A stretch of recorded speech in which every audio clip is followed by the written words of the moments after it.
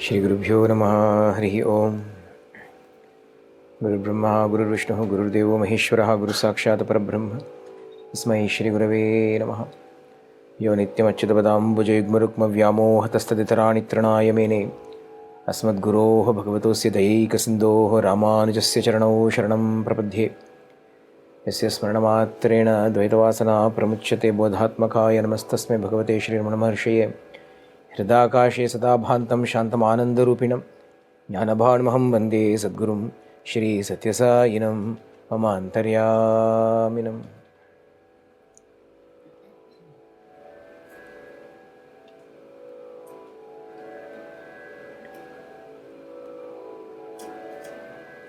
Love, lover, and the loved. There is no difference between the three. In all three, Prema is seen as the Paramatma, as the Sarvantaryami. So can it not be realized that everything is the embodiment of Paramatma Swarupa? Then Swami poses a question.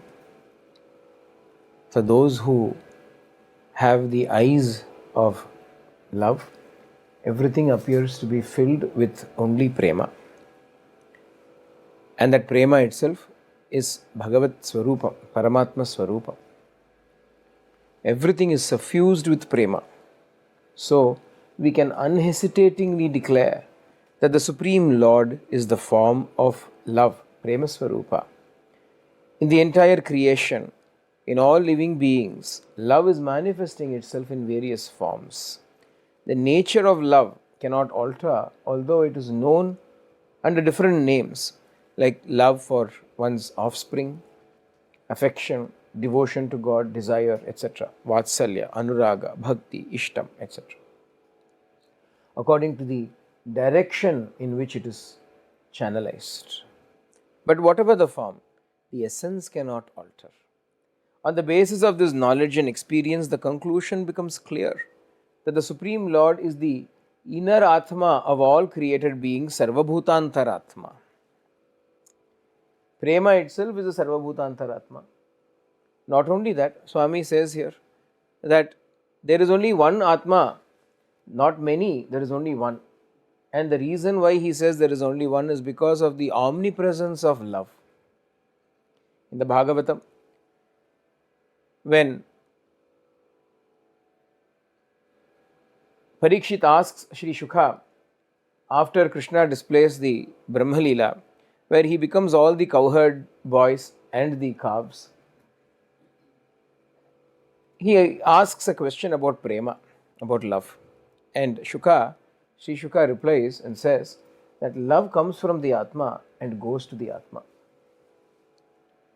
The starting point of Prema is the Atma, the destination is also the Atma, because Krishna is Sarvabhutantaratma, therefore everybody felt Prema for Krishna.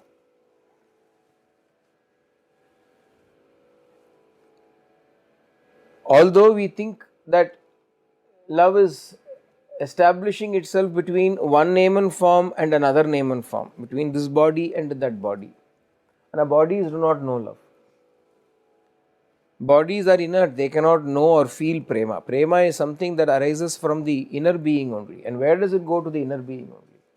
So who do you love? You can only love the Atma, you cannot love anything other than the Atma. So when the mother loves the child, it is still the Atma, the presence of the Atma is what is making love possible there. Atmanastu kamaya sarvam priyam bhavati, says the Upanishad. If anything is dear to us, it is because of the presence of the self, this Antaratma, this Antaryami, this Paramatma. Without him, Prema itself is not possible, because he himself is Prema Swarupa only. And just as he is omnipresent, Prema is also omnipresent, everything is suffused with Prema. That which teaches us the highest knowledge of this unity is known as Advaita. That which teaches the principle of the lover, the loved, the individual and the Brahman is known as Dvaita. That which teaches about all three, love, lover and the loved, is known as Vishishta Advaita. All are one. Prema, is Advaita. What is Dvaita? Swami says it teaches about the lover and the loved. What is Vishishtadvaita? It speaks about the lover, the loved and love itself. that which binds these two. But they are, all the three are one, they are not three different systems. The child that is born changes into a student, the student then changes into a householder, but it is the same person, is he not? Likewise, butter and buttermilk emerge from milk. Milk which contains everything can be called as Advaita. Butter which has a unique, distinct, separate entity is called Dvaita, but the buttermilk in which everything exists is called Vishishtadvaita. And then Swami gives another example. The tastes differ, the color of it is always the same. The same way the Brahman is the same, the truth that they are expounding is also the same. The attitude of the worshipper and the worshipped of two is the seed of devotion. Bhakti ki bijam. Right at the outset, we cannot say everything is one. We start off with the idea that there is the Lord and there is me and I am worshipping the Lord. First, the worshipper's mind is attracted by the special qualities that are present in the Lord whom he is worshipping. And then the worshipper tries to acquire these special qualities. This is sadhana, this is spiritual discipline, the process. In the early stages of the sadhana, the distinction between the worshipper and the worshipped is full. But as the spiritual discipline progresses, this feeling of difference diminishes. And when siddhi or attainment is reached, there is no distinction whatsoever. Whatever the object of worship one has grasped and loved and sought by sadhana, one should have firm faith that the individual self, Jivatma, is that supreme self, Paramatma. There is only one wish fit to be entertained by the sadhaka. What is that? Atma Sakshatkara, Ishvara Sakshatkara, the realization of the Supreme. There is no room in the mind for any other desire or wish. That is why Kunti always prayed to Krishna, let us always have, O Lord, distress and misery if you only grant us your sight, the sight that destroys rebirth. Even if misery has to come, she says, I only want Ishvara Sakshatkara, I do not want anything else. It is not that Kunti is actually wishing for sorrow. You have to understand it correctly. What Kunti is saying is that if only sorrow can give me Ishvara Darshan, then I am still happy to accept sorrow, but I still want Ishvara Sakshatkara. I am not willing to trade off Ishvara Sakshatkara for anything. அப்படிங்கிறதா இங்கே point. Slowly, this is a gradual process. Initially, we start off by being different. We are different, he is different. But like I was explaining a few days ago, when love reaches that great intensity, then even the slightest distance, the slightest distinction between you and the Lord becomes unbearable. The existence of this individualized being becomes a great burden. You cannot bear this burden. You see, when you are young, you run around everywhere. When you are a small child, you don't stay in one place, running around all the time. Then when you become a youth, even then there's a lot of energy, you're moving around a lot. But slowly, as the years creep on, the body itself becomes a burden. To move the body itself is a chore. Carrying the body and walking itself becomes a hassle, isn't it? Then we need walkers and sticks and whatnots. As we grow older, what happens? The body becomes a burden. Like that, as we grow in spirituality, this individuality becomes a burden. That which is filled with so much of vigor and energy with which you want to run around and strut around, creating so many things with this individuality, itself starts to become a burden as you grow in spirituality. After some time, you cannot bear it. As you grow, you cannot take this individuality. Separate existence becomes an unbearable agony. Appo, bhaktas who desire and seek to attain the Supreme should have this mental attitude, that somehow or the other, it is Ishvara alone that I seek, it is the Lord alone that I seek, that I am willing to even give up this individuality if I can have Brahma Sakshatkara, Bhagavad Sakshatkara. Then, if you have this attitude, then regardless of joy and sorrow, without any worry about their own satisfaction, they will engage in sadhana firmly, uninterruptedly, and with conviction. After understanding the reality, they will have full contentment.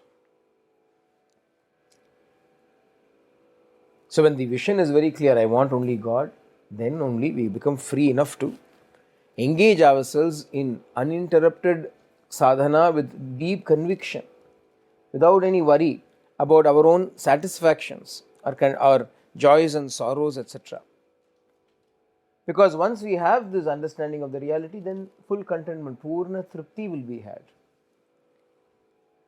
From this point of view, there is no difference, Swami says, between a Jivan Mukta, a liberated Jnani, and a Bhakta. Both have gone beyond Ahankara, Prakriti with its three gunas, and the Varnashrama dharmas. They have gone beyond all of these three. This is common for both the Bhakta as well as the Jnani. The hearts of such people will be filled with compassion and the urge to do good to the world.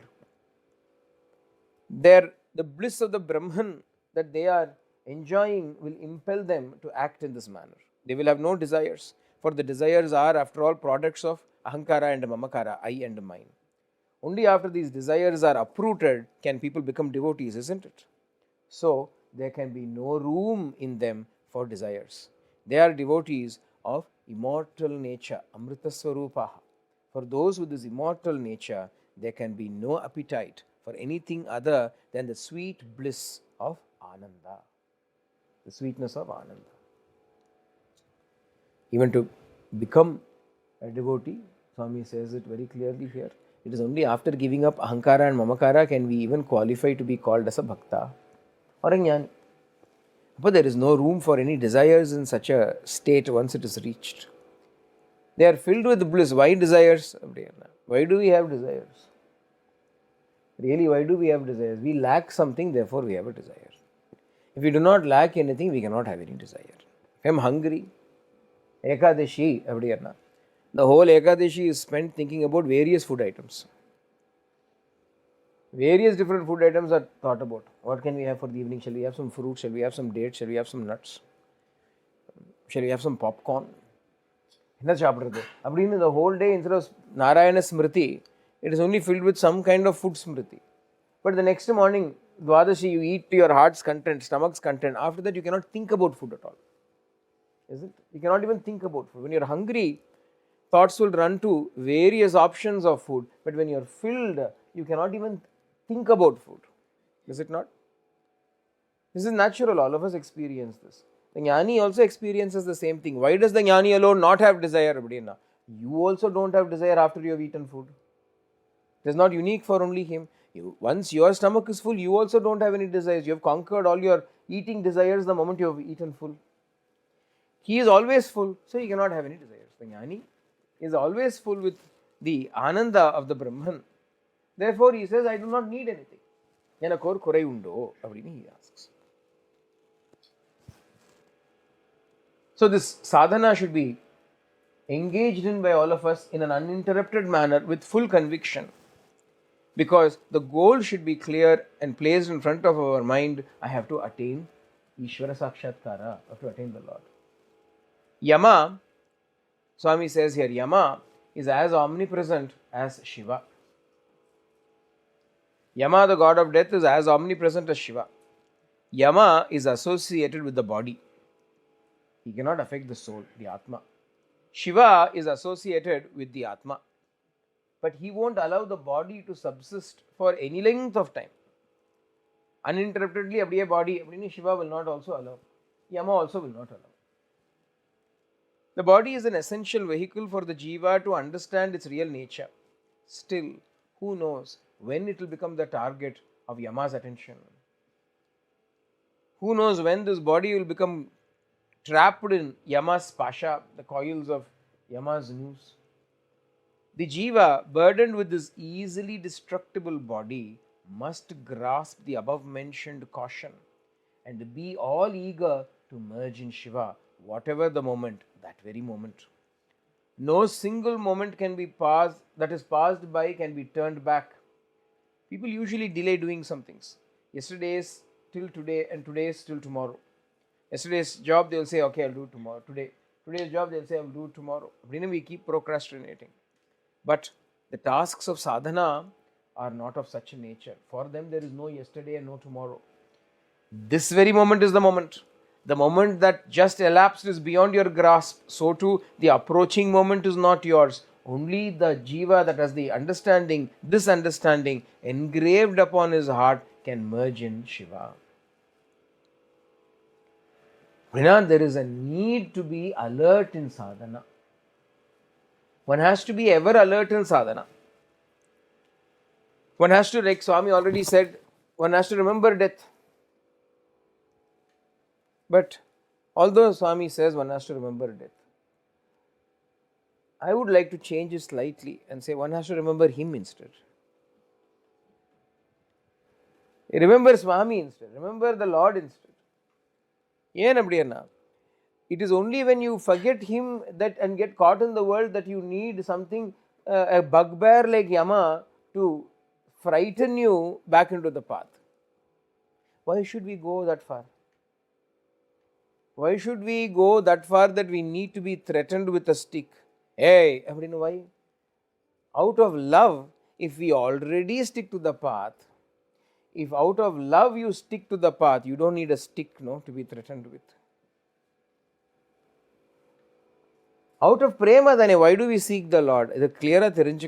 See, this is the difference between, in a way, to me at least, this is the difference between the vedantic path and the bhakti path. Vedanta, you start with pain and sorrow and suffering. Janma dukkam, jara dukkam, jaya dukkam, punah punah, antakale maha dukkam. Tasmat jagrata. Vedanta says, hey, birth is sorrow, death is sorrow, life is sorrow, everything is sorrow, therefore be careful. Vedanta.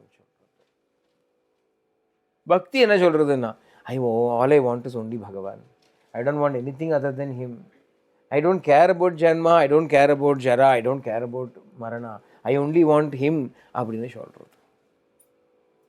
is a positive approach, it is a negative approach. Vairagya is a negative approach, Bhakti is a positive approach. Rather than seeking to get rid of Janma, this is terrible, samsara, one way. That is also one way. For some people, that is the only way it works. For some people, that is the only way it works, even normally among people. Carrot and stick. For some people, carrot works. For some people, only stick works. Carrot doesn't work at all. No matter what you tell them, I'll give you this. I don't want it. I'll beat you. Okay, I will do it. So for some people, you have to threaten them with death. Frighten them with Yama. Only then they will become spiritual. For others, the real reason why they are actually on the path is not so much because of wanting to get out of samsara and so on and so forth. They don't know about all those things. All they know is, I love you. Gopikas were there. Why were the Gopikas spiritual? Were they afraid of Yama? Were they afraid of being born again? Andal was very spiritual. Why was Andal spiritual? Was she afraid of being born again? But I don't mind how many ever births. Yama, samsaram. I am his samsaram.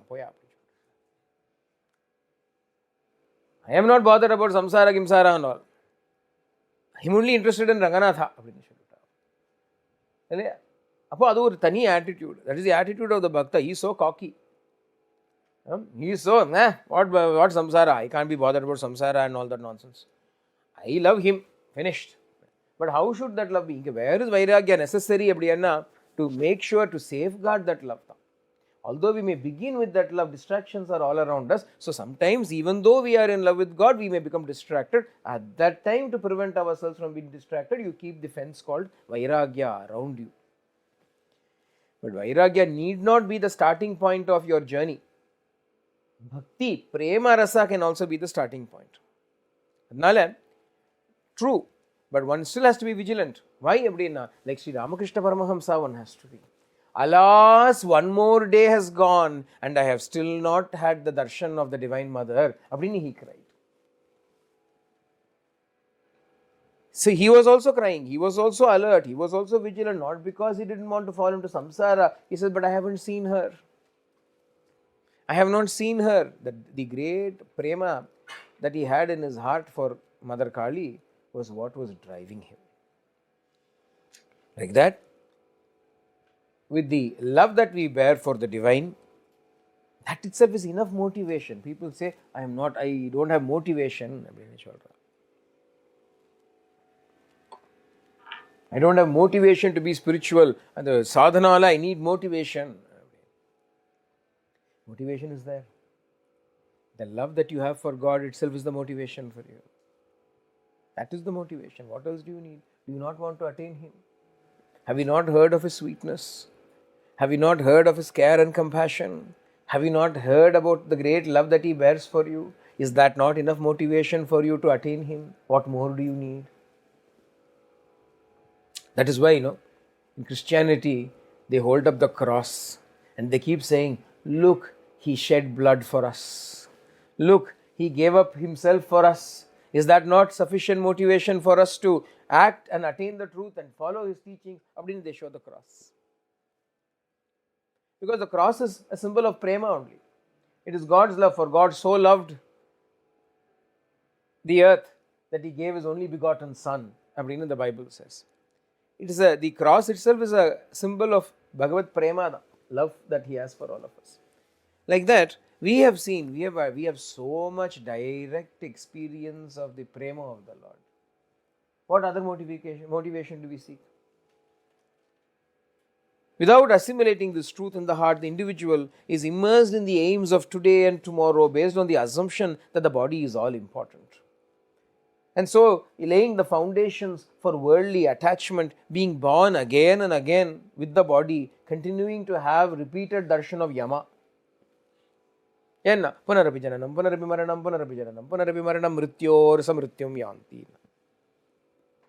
Mrityo samrityam apnoti. Go from death to death, go again and again, go and see Yama. Yama himself will be tired of seeing you. Why are you coming back again and again? Are you that fond of me? Why can't you go to Kailasha? Why can't you go to Vaikunta? Why do you keep coming to Yamaloka? I'm frequent flyer, pass it into computer. We have gone to Yamaloka so many times, we are recognized by the guards will recognize, oh, you come back, come. When did you come? Some people are there. They'll go to jail. For some demeanor, they'll go to jail. They'll spend some 2 years there, they'll be released. They'll go out within 3 months or 2 months, they'll come back. So the guards also will know, oh, come back, go. And the Mary, like that we are. Yama knows us by face. Yamadutas also know us by face. Oh, this fellow. Again and again we're coming. So Yama and Yamadutas are identifying us. Haridutas should identify us. Shivadutas should identify us, not Yamadutas. It is the right of the sadhaka to have darshan of Shiva, not Yama. The sadhaka will not even wish or contemplate on seeing Yama. Only those who have got this relationship with this body will be interested in going and seeing Yama. And those who have realized the principle will not give up even the sadhana that they are doing, they will not give up even a little bit. They will be eagerly immersed in the sadhana because they don't want to go and see Yama again. These days, people are content to visualize and experience evanescent worldly joys. They have no rest. Spending nights in sleep and days in eating and drinking, they grow and grow until in old age death pursues them. Then they cannot decide where to go or what to do. All the senses are weakened. Nothing can rescue them. So in the end, they become obedient meat in the jaws of death. How sad is it that this human life, precious as an invaluable diamond that cannot be prized at all, has been cheapened to the standard of a worn-out, worthless coin. After wasting time without profit, there is no use repenting without meditating on God or practicing some sadhana to realize Him. What is the use of planning to dig a well when the house is already on fire? When is it to be dug? When will the water become available? When is the fire to be extinguished? It is an impossible task. If at the very beginning a well was available, how helpful it would be at such a critical occasion. Beginning to contemplate on God during the last moments is like beginning to dig a well when the house is already on fire. So, it will stand you in good stead when the end approaches to equip yourself right now by contemplating upon God off and on. Start today the sadhana that you are trying to start tomorrow. Start now that sadhana that has to be done today. One doesn't know what is in store the next moment. Therefore, there should be no delay in engaging oneself in the sadhana that has to be done. To some extent, physical stamina is also required for sadhana. Therefore, to that extent take care of the body. To that degree, it is essential that it is looked after with sufficient care, so that it is tended to. Overextending it will also cause damage. Or balance thaan. Spirituality or balance is necessary. Look after the body. How much and for what purpose? For the purpose it has been given to you. Look after the body for the purpose it has been given to you. The purpose is to attain Him. Look after it so that you can attain Him. Look after it so that you can spread love and joy to everyone around you. For this much, if you look after it, that much is enough. Beyond this, it is not necessary. That's not a purpose. Purpose is to give joy to everybody. Purpose is to attain Him. After attaining Him, give joy to everybody. Modalla purpose is to attain Him. Don't start off giving joy to everybody. You will get lost and get caught up in all the entanglements. In the name of giving joy, you will be totally lost. You will end up giving joy to the wrong entity. What is the right entity? Atma is the right entity. What is the wrong entity? Body mind is the wrong entity. You will end up trying to please the body mind. And then you will be discouraged and disheartened that it is not getting pleased no matter what you do. In the end, you will start hating that person. Instead of loving all, you end up hating all. What is the use? I did so much. They are so ungrateful. Isn't it? I'll go for service. You'll go out. You will fight with those other people who are serving. Not only that, you will say, they have no gratitude. You will come back. What is it? You could have stayed at home itself. All this comes because of wrong understanding. Who are you serving and for what purpose? Who are you serving? You are serving Ishvara. You are not serving any human being. Your relationship is always with only God. Do not have any relationship with anybody else. Have relationship only with Ishvara, only with God. You have interactions with everybody, but relationship is only with Ishvara. As Swami says, you have no right to give your love to anybody other than God. You have no right to offer your love to anyone other than God. God alone deserves your love. Rest of it is interactions. Body mind to body mind interaction should be there. Heart to heart love should be there.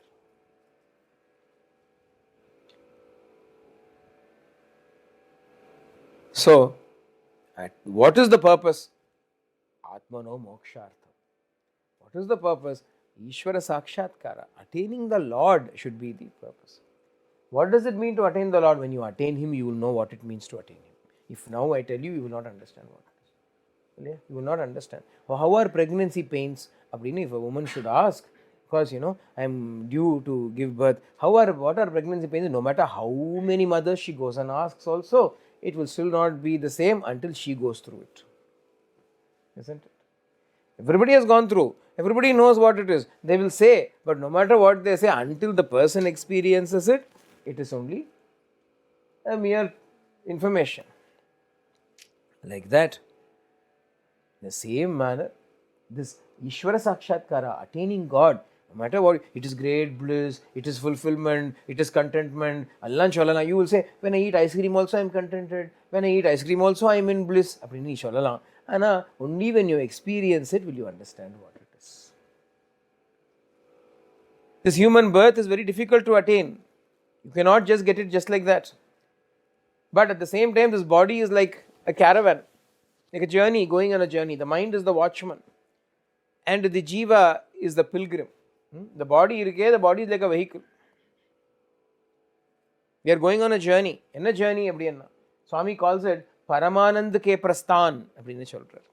Paramananda prasthanam. It is the journey to supreme bliss. Journey to supreme bliss. I think Swami gives a very beautiful example. Swami says, say you are in Bangalore, you have to come to Puttaparthi to see Swami. When you see Swami, you are having Ananda. So for that purpose, you want to come. But for that, what do you need? You need a vehicle. You need a vehicle to come. What is the vehicle?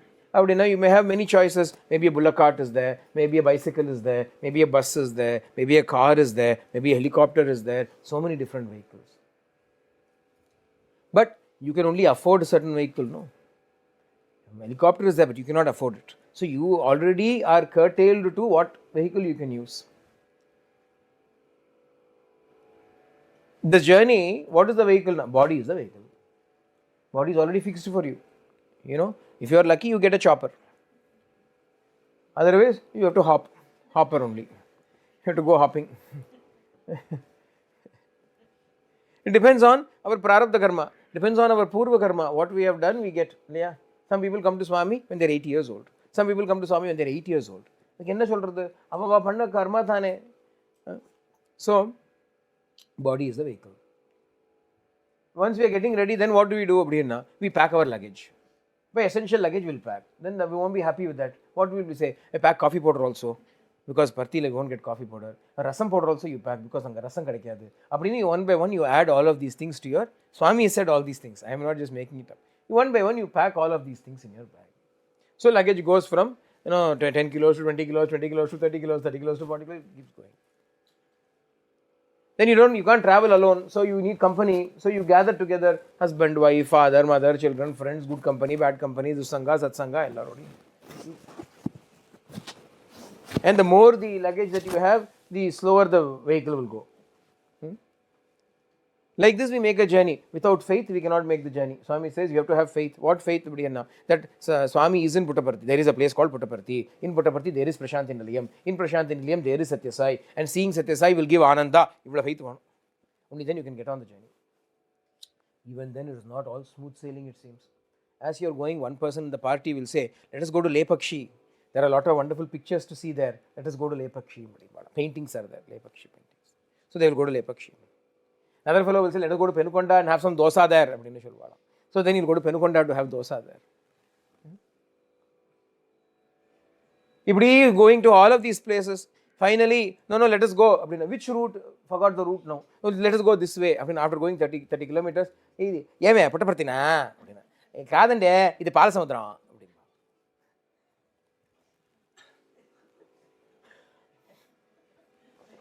You go and say, is this Puttaparthi? They say, no, this is Palasamudram. Ayyo, then how to go to Puttaparthi? You have to go back in the main road 30 kilometers and then go. Ayyo, 3 people. Gone, detour right there. So once again come back and then you follow the route. Like this, finally when you arrive in Prashanthi, darshan is only at 5 o'clock it seems. Adanala they will say, we can eat dosa and go in Penukonda. We can see his paintings in Lepakshi and go. In the end you rush. And you rush because you want to see Swami, you want to run to Swami, but all the others are saying, wait, you can't go. What about luggage? What about accommodation? What about all this? I don't care. When you run and you go and see Swami, Swami comes walking there beautifully, he comes gliding towards you, and as soon as he comes to you, you will say, Kabaya, when did you come? And then in that everything is forgotten, luggage is forgotten, companions are forgotten, dosa is forgotten, pictures are forgotten, Palasamudram is forgotten, Brahmanapalli is forgotten, everything is forgotten, only Ananda is enjoyed. It's only after Swami has gone that you will remember, oh luggage, oh people. Like this Swami explains, beautiful, Swami explains this whole journey. This is the journey of the soul. This is the journey that we all undertake to reach Him. When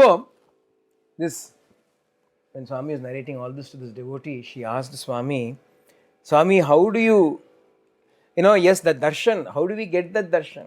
And how do we extend the joy of the darshan beyond the mere 3 minutes that you are interacting with us? How do we get that? Swami says, very easy, Bangaru. There are 3 paths. If you are attracted towards the path of Namasmarana, then wherever you are, you do Namasmarana. When you are eating, you say, Swami, I have cooked this. You are within me. You enjoy this. You are the Vaishwanara fire in me. You are the one that is eating. You enjoy.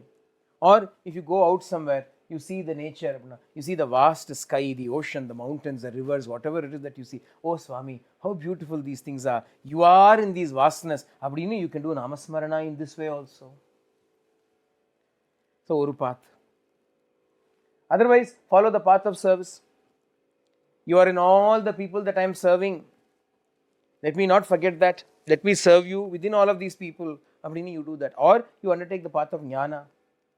What is the path of Jnana? That is what we are doing right now. Jnana Yajna. What we are doing is Jnana Yajna. Swami says, read or listen to the teachings of Swami. Read, listen to Bhagavan's words, and then try to put it into practice and change your life so that ultimately all these three paths merge. Why? What is Swamis Teachings? Do Namasmarana, do Seva, see God in everything. So what is this called? Swami says, Paramananda ka prasthan. A great journey towards Paramanandam. This body, this human body is very difficult to attain. You cannot just get it just like that. But it is like a vehicle that is taking you on this great pilgrimage. The jiva, the individual, is the pilgrim. Mind is the security guard who is coming along. And the vehicle is this body. But each one is walking individually in this ekla chalo re. There is no kinship with others.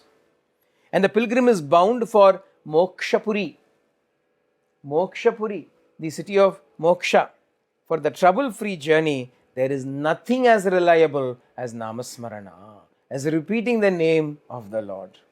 The remembrance of the name of the Lord. Once the sweetness of that name has been experienced, then the person won't have any exhaustion, unrest or sloth, but will fulfill the pilgrimage of sadhana joyfully, enthusiastically, and with deep conviction. Still, to achieve the spiritual practice, sadbhava is very important. The right feeling, the right conduct is very important. Dharma is very important. Righteousness is important. Without papa bhiti, fear of sin, dharma cannot originate. Love for God also will not develop. This fear itself produces devotion, which results in the worship of the Lord. So here is a journey. Journey is towards God. The journey is towards God. Body is the vehicle that has been given to us to travel. Mind has been given to us as the watchman or the security guard who is accompanying us to make sure that we are not going in the wrong paths here and there. And the jiva is walking along towards Mokshapuri, towards Prashanthi Nilayam, this abode of highest peace, where who is waiting for us? Our own Swami is waiting for us. Waiting for us so that he can come walking to us and say, Kabaya, Eppa vandachu? Eppudu vachavu? To ask us. This is the journey that we are all going towards. Here, others may come, but there is no kinship with anybody because ultimately we drop everything and run and stand in front of him alone. But to make this journey trouble-free, otherwise so many distractions are there. Penukonda dosa is there, Lepakshi, Chitralu are there. What is the easiest way to have this journey without these distractions and trouble? Again and again and again, the very essence of sweetness in life is to call out the name of the Lord. If but you can gain the taste of this name. That is why so many Mahatmas have constantly instilled within us Nama, Nama, Nama, Namasmarana, Namasmarana. Yardan chalala chalo. Who has not given importance to Namasmarana at all? Even Jnanis have given importance to Nama. Yeah. What does Adi Shankara say? Bhaja Govindam. Bhaja Govindam. Govindam Bhaja Mudamate. No, Govinda, Govinda, Govinda Dani Cholra. Jnanis also say Govinda Dani. Yeah. What do they say? Pibare Ramarasam Rasane Pibare Ramarasam Pibare Ramarasam. Drink the nectar called Rama's name. Yaar chodra Sadashiva Brahmendra. Manasa Sancharare Brahmani Manasa. Angi mein go to the Lord who is dancing around with the peacock stuck on his crown. Ella namam da, ella Bhagavan. Illana Arunachala Shiva, Arunachala Shiva, Arunachala Shiva, Arunachala, Arunachala Shiva, Arunachala Shiva, Arunachala Shiva, Arunachala. See how many times Namasmarana has come in there. Arunachala, Arunachala, Arunachala, Arunachala. Namasmarana da kadasila. What did Ramana Bhagavan do?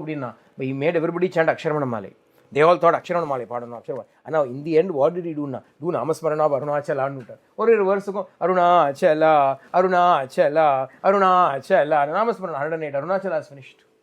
more than, beginning Arunachala Shiva, Arunachala Shiva, Kadasila Arunachala, Arunachala. In between 108 Arunachalas. Without knowing 108 Arunachala Namasmarana has happened. Jnani atin cheri, bhakta atin cheri. Papa Ramadas la Om Shri Ram Jai Ram Jai Jai Ram, Om Shri Ram Jai Ram Jai Jai Ram, Om Shri Ram Jai Ram Jai Jai Ram. Yogi Ram Surat Mana, Yogi Ram Surat Kumar, Yogi Ram Surat Kumar, Yogi Ram Surat Kumar, Jaya Guru Raya. Ella Namam da. Some name or the other. Because there is so much sweetness in that name. Once we find that sweetness, you've got to find that sweetness. This is the most important thing. If you just mechanically chant it, you will say, I'm not getting anything out of it. I'm still afraid. Fears are still there. Worries are still there. Anxieties are still there. They are not going. That is because you are not chanting the name correctly. Sweetness, if it is there, all the worry will go away. Chant it until you can get the sweetness out of it. There is water shortage. You have to dig a well. You have to dig a well. You have to not only dig a well, you have to dig well also. Because if you don't dig well, water will not come. You have to dig well. How long should I keep digging? Until you get water, you dig. What are you digging for? You're digging for water. No, you're not digging for 4 hours digging. What are you digging for? You're digging to get water. So how long should I dig? Stupid question. Until you get water, you dig, I say. How long do I do Namasmarana? Until you taste the sweetness of Nama, do Namasmarana. Oh, then after tasting the sweetness, I should stop. What an idiot. Who will stop after tasting sweetness? Now that you know you can chant the name and find sweetness, you will keep chanting. Why will you let go? Yeah. So, keep chanting until Alayam. Bhagavatam சொல்றது Alayam. Alayam அப்படின்னா right until you merge into him. Layamna merging. Alayam அப்படின்னா until merging into him. Muhuraho rasikaha vibhavakaha. Vibhata bhagavata rasam alayam. Until you go and merge into him, you keep drinking Bhagavatam, you keep drinking Bhagavan Nama, you keep chanting the name. And didn't get the sweetness.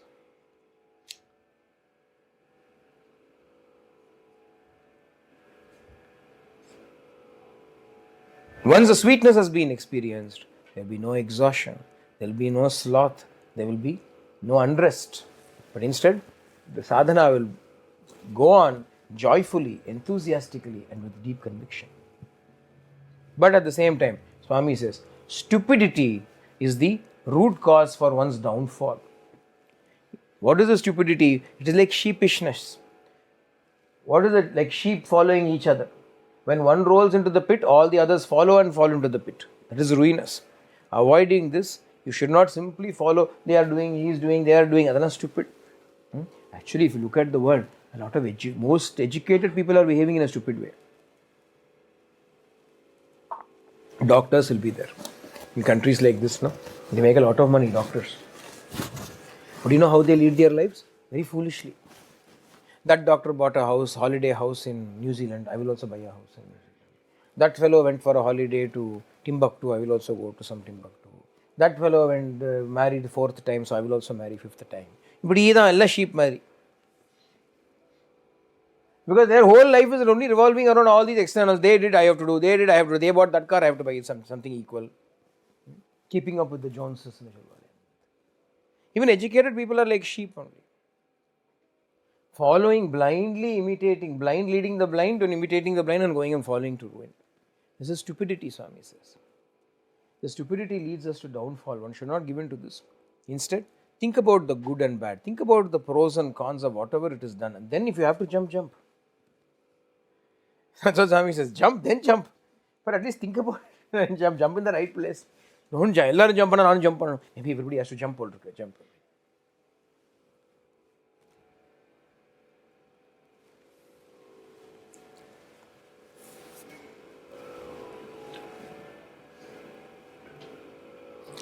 Look at the blossoms in the garden. When the gardener plucks the flowers, the bud exult that tomorrow it is their turn to be gathered into the gardener's hands. And their faces are full of joy that when they unfold in that hope. Do they feel any sadness? Do their faces droop? Are they any less bright? No. The moment they know that next day is their turn, they make themselves ready with great gusto and excitement. The same way, be ready on the spiritual path, enthusiastically remembering the name of the Lord without worrying and feeling sad that your turn is tomorrow or so because somebody died today. Oh, I fellow died today, maybe I'm going to die tomorrow. Be enthusiastic, be cheerful. You remember the name of the Lord and you carry on. The body is like a tube of glass. Inside it, the mind is ever changeful and restless. Seeing its antics, death keeps laughing. The bird, called the individual soul, is present inside a 9-holed pot, a pot with 9 holes. It is a wonder how the bird has a body, how it came into the pot, how it rises up and goes. The gods and the sages and the people of the 9 continents and the 9 divisions of the world are all undergoing the sentence of carrying about with them the burden of this body. Now, of these, who are the friends and who are the enemies? When ego dies out, all are friends, there are no enemies. This lesson has to be remembered by all. What Swami, the summary of all of this is, be enthusiastic. Be enthusiastic. Be cheerful. See, then Swami see, it looks as though it's very complicated. Actually, it's not complicated. We are all going to die. Everybody is under the same sentence. Okay. So might as well laugh, no? Laugh, be enthusiastic, enjoy the time that has been given to you. How to be enthusiastic? By calling out the name of the Lord, be enthusiastic. With Namasmara, life is too short to be spent in worrying. This used to be the tagline of an insurance in India. Or life insurance. Life is too short to be spent worrying. So buy our policy, don't worry, you die. Probably what they are saying is, you buy our policy, then don't worry, you can die.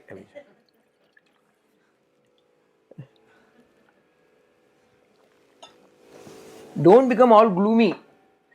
I read a very interesting little snippet today in somebody's WhatsApp status. I like reading people's WhatsApp status. They come up with all kinds of things. This fellow says,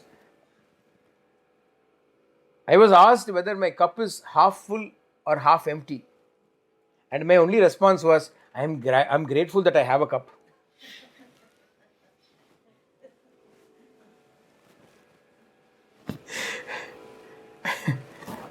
Cup is half full or half empty now.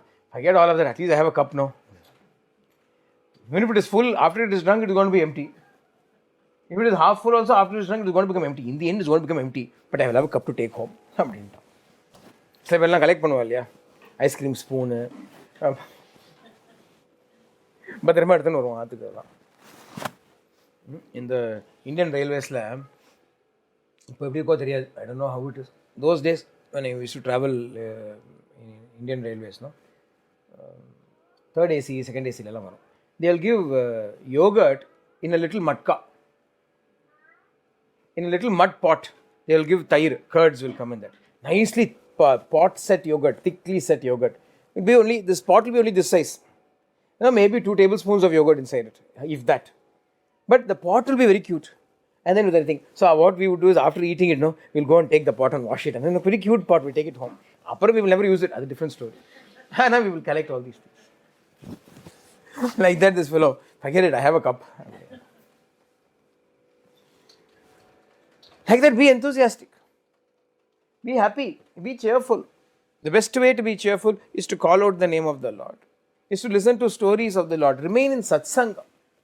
Sada Satsangam. See, tell me this, honestly tell me. Whenever we come for Satsang, don't we all laugh and be very cheerful and enjoy forgetting everything?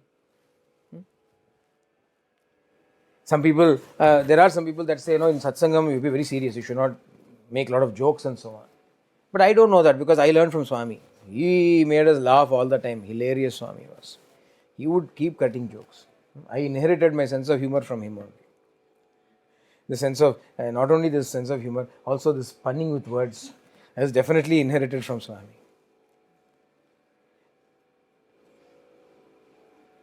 The Swami made all of us laugh. Yeah, makes us come back to Satsang again, if nothing else. Life is filled with so many difficult issues and so on. At least doing that's why we can remain happy. Laugh, forget everything. I was reading another beautiful quote which said that laughter can never come from the mind. It comes only from the heart. Mind cannot laugh. It is always, some people are always serious, no? They are always in the mental realm. Always serious. They think if they laugh, so some spirituality will leak away from them. They will have loss of spirituality. Big blood loss la home. The spiritual loss will be there. So they'll Swami is not like that. Swami used to make us laugh. He also used to laugh and laugh.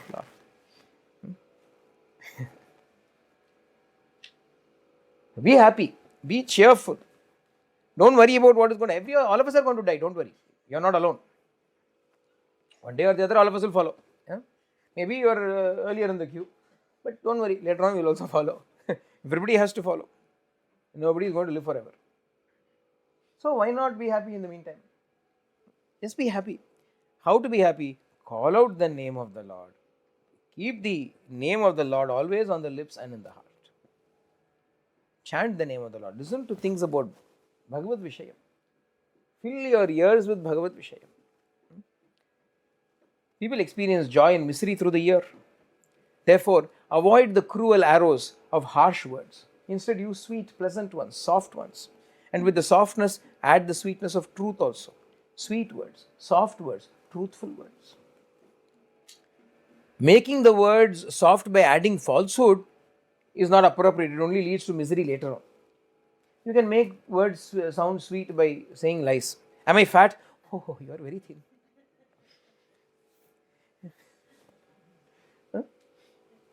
That also can be said. But that is not the truth. Later on it will become miserable. Later on it will lead to.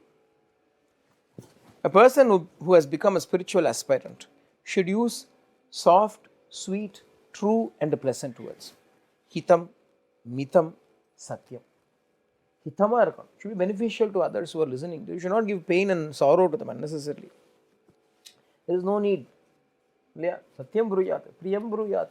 Speak the sweet, soft truth, beneficial truth.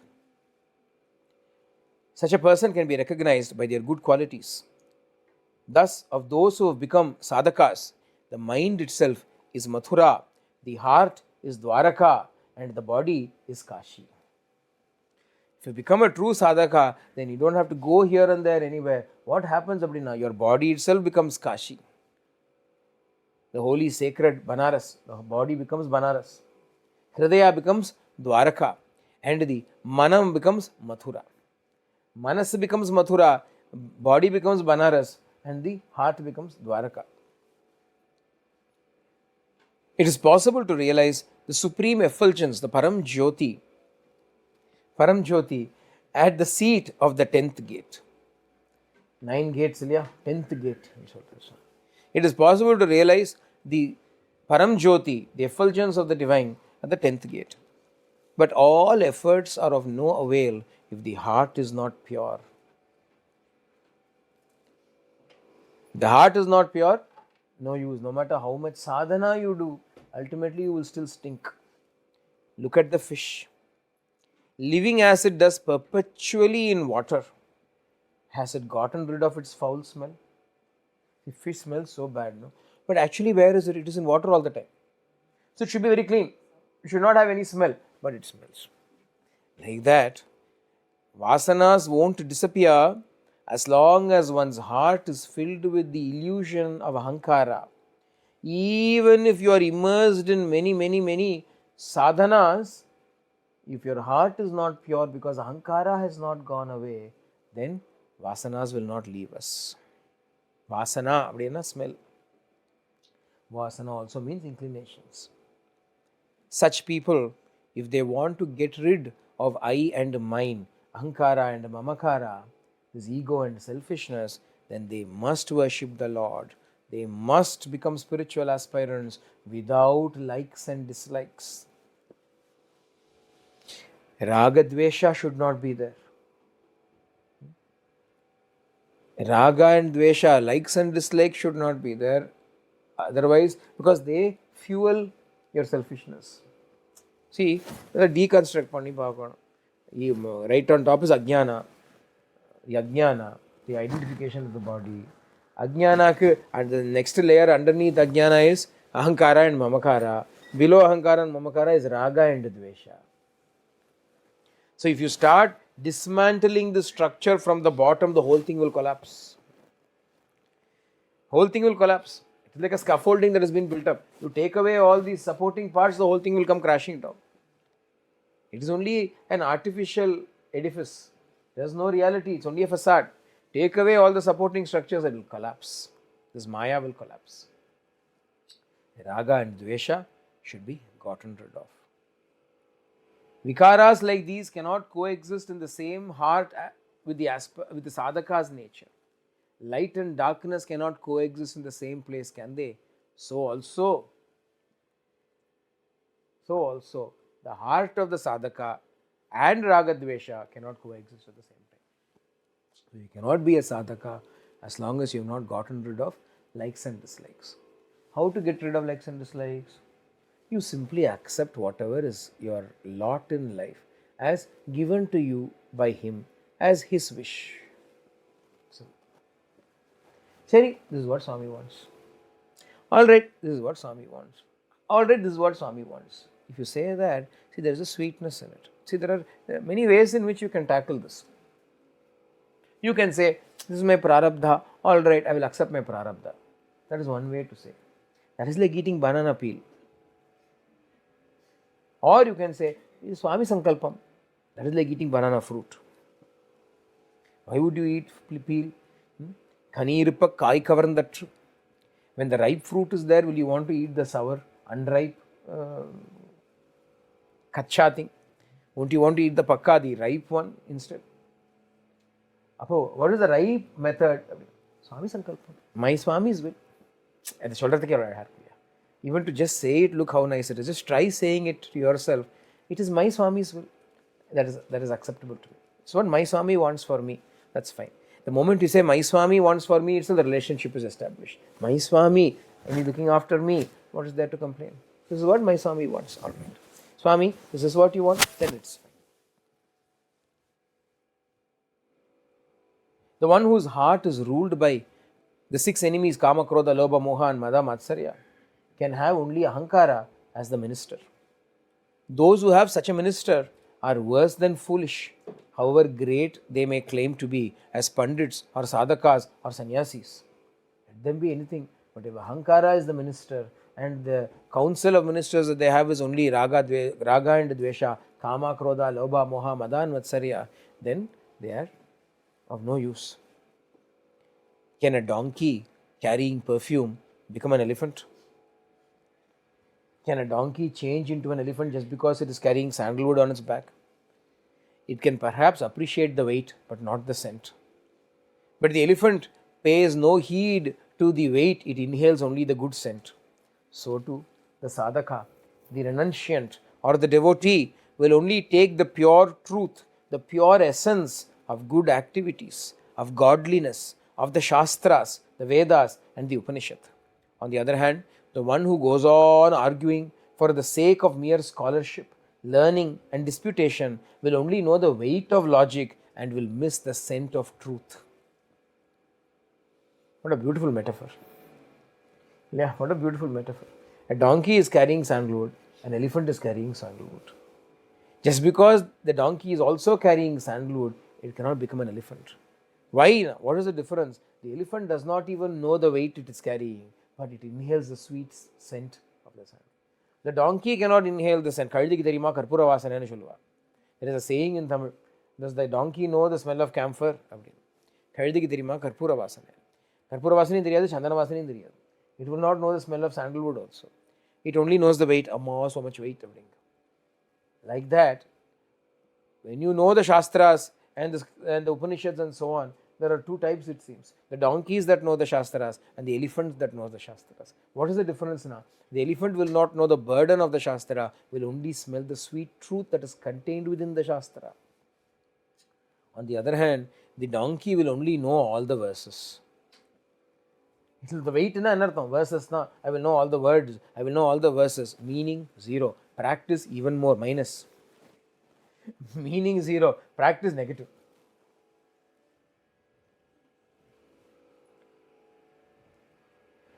Onlookers may praise them as the embodiments of the scriptures and the Vedas. But when even the essentials are lacking, how can they become embodiments? For those in search of the essence, the burden is of no consideration. If mere logic or reason is employed, nothing worthwhile is going to be gained by you. Prema is the one big instrument for the constant remembrance of the Lord. Keeping that instrument safe and strong needs an appliance called the scabbard of discrimination, Viveka. Swami randomly inge angiyum podrar kyunki metaphors galore. Jumping from elephants to swords and scabbards.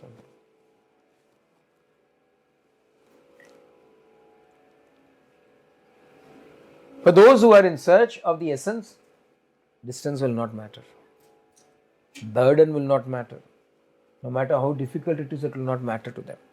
What they are interested in is that essence. What is that essence? Bhagavan is the essence. Essence na edo nanachika venda. Don't think essence is something else. Raso vaisaha. Ivradha essence. He is essence. Essence na sweetness. He is sweetness. Bhagavan is sweetness. To experience that sweetness, what do you need? Swami says, Prema is the only thing that can give sweetness to you. Intellect can give you burden of words. You can appreciate maybe the Sanskrit words. Maybe the beauty of construction you may be able to appreciate. Look at the words, they are so beautiful. Ana, the sentiments that are being conveyed, adukku enna venumna?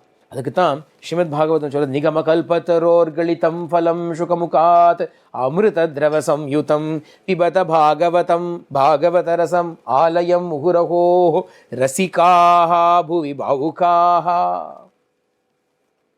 Bhagavatam, Srimad Bhagavatam, it is said generally in the Sanskrit scholarly circles, there is a saying that if you understand Bhagavatam, the language of Bhagavatam is a test for your scholarship. Bhagavatam is a test for scholarship. The Sanskrit of Bhagavatam is not as easy as the text of, say, Valmiki Ramayana. Valmiki Ramayana, anybody can understand. Bhagavatam is not like that. Bhagavatam is very deep. So, the understanding of Bhagavatam is an indication of your scholarship in Sanskrit. Appadina oru saying undu. But Shuka, Sri Shuka invites not scholars. Rasikaha, bhuvi bhavukaha, bhavukaha, rasikaha. Who's a rasika? The one who knows the rasa is a rasika. The one who knows the taste. You may know the ingredients, but if you don't know the taste, what is the use? Isn't it? You know, this contains the fragrance of Pachakalpuram in it. It has got Kungumapu, saffron in it. It has got all of that. It has got the taste of this. Eat it. I can't taste anything, sir. I have Delta Corona. So I can, taste is also gone, smell is also gone. What is the use? A fellow got Delta version of Corona, COVID virus. So taste is also gone, smell is also gone. But he knows it has got these wonderful ingredients that enhance the smell, these wonderful ingredients that enhance the taste, and he can't enjoy anything. So you can be a Shastrajna, but if you are not a Rasajna, what is the point? You have to be a Rasajna. Rasajna, one who knows the taste. You need not know ingredients. You need not know ingredients. See, normally most of us, who don't know anything about cooking, there are some people that cannot even boil water. That is the extent do they go. How much do you know of cooking now? I generally burn water when I boil it in Shulwa. But they don't know anything about cooking. But even they can enjoy eating. Very nice. What is inside it and all, I do not know. How to make it, I do not know. But it is nice to eat, that much I know. That is much is enough. Is it not enough? Should you need to know how to cook? Is it not enough to enjoy the food by eating it if you know the taste? Like that, in spirituality also, you need not compose verses. If you want to compose verses, then you need to know language, grammar, chandas, prosody, rhythm, meter, etc. But you can enjoy the rasa, which is Bhagavan, which is Ishvara, which is the Lord, who is present in all of these things. Rasatadane anubhavikana. Bhajan kuda, even bhajanla kuda, Ragam you may know, Thalam you may know, but Bhavam if you do not have, what is the point? Maybe you are not able to sing, but you can still close your eyes and enjoy the Bhava. Yeah. But Ragam, Thalam, Adichu, what are the Bhava? What is the point of that? Bhava is more important. Bhakti is more important, because that is what will allow you to enjoy the sweetness, the rasa that is present in it. So, for all of that, Swami says, love is the primary instrument through which you can attain this rasa, because it is only through love that you can maintain the constant remembrance of the Lord. See, you should fall in love with God. Not enough to simply love Him. You must fall in love with Him. It's a different equation altogether. If you fall in love with Him, you cannot think of anyone else other than Him. You are besotted, infatuated with Him, intoxicated with Him. Matto bhavati, stabdho bhavati, tripto bhavati, atma ramo bhavati. You become intoxicated with Him. Those who have drunk that deep wine of the divine alone can understand the sweetness that is there in it. So you have to make every effort to get to that state. If you can't, constantly pray to Him. Constant rasa varla, bhava is not coming. Not feeling something He is saying, I don't know anything what He is saying. If that is your thought that is going in your head, then you pray to Him. Swami, give me a taste of that joy, won't you? Give me a little bit, a jhalak, a glimpse of that joy. Can you not give me? Can you not give me a small droplet, even a fraction even of what is this joy that they are talking about? This bhava rasa, this bhava sukha, what is it, Swami? Can you not give me? Ask, leaving aside your shame, leaving aside your stubbornness, go and ask Him. Pray to Him, Swami, please give, Swami. Give me this rasa, give me a little bit at least so that I will know what it is that I am looking forward to. Why will He not give you? Even in Costco, they give you samples. Even in Costco, where their main thing is only to make money, they will give you little samples and they will give you, here, eat. In the front of the aisle, they will give you. Won't Ishvara give you a sample? They don't love you. Costco people don't love you. Not that they have great, immense feeling, oh, poor power, they'll be tired, let us give them samples in Kudukala. They are not giving samples for that. God, on the other hand, loves you. So if you ask Him, will He not give you a sample? At least sample. Sample He will give. Then He will say, you have to buy the rest. You have to work for it. That is fair enough. But at least sample you can have. No? If you have the sample, you know what it is that you are working towards. For that, Prema is very important. Prema alone can keep our attention on Him all the time, keep us in constant remembrance of Him all the time. It will keep and to keep this Prema safe, discrimination, viveka is necessary. Many in this world utilize their vast learning to engage in disputations and arguments and believe that they are superior. This is a great mistake. If they really were so learned, there will not be much disputations at all. They would assume silence as the honorable course, because those who are exalted in learning will have experienced the essence, the core, the purity of Godhead that the Shastras proclaim, and they realize that all are one. No matter how each person understands it, they will know that the understanding of the truth is one, and therefore they will keep quiet. They will not argue with each other. They know that God appears in whatever form He is taken. He can manifest Himself in any form as per the feelings of those who are calling out to Him. There is no question of my God is greater than your God. Because His God is also your God only. There is no separate His God different to your God. The so-called their God is your God only. Your God has taken that form for their sake. So bhaktechaya, They are also devoted. They wanted him to come in that form. So for their sake, he has taken that form. Doesn't mean that it is somebody else. It is your God only. So they know. Those who have known the truth will not argue with anybody. They will not fight with anybody. What is important is not the acquisition of this argumentativeness, but the acquisition of single-mindedness, one-pointedness, equanimity, freedom from likes and dislikes. That is more important. Otherwise, why are there so many sadhanas prescribed? This chanting, this meditation, this bhajans, all of this is for what purpose? Abhinava Swami says, isn't it all for acquiring single-mindedness, one-pointedness? Without getting that, without getting one-pointedness of Shraddha, going on arguing with everybody is useless. So you make sure you get your Shraddha. That is what is important for you to do. Each person will have to work towards ensuring that they get sufficient Shraddha or one-pointedness towards the Lord. Once that one-pointedness is earned, then human effort will itself become unnecessary. The inner significance of the truth will automatically be revealed to you.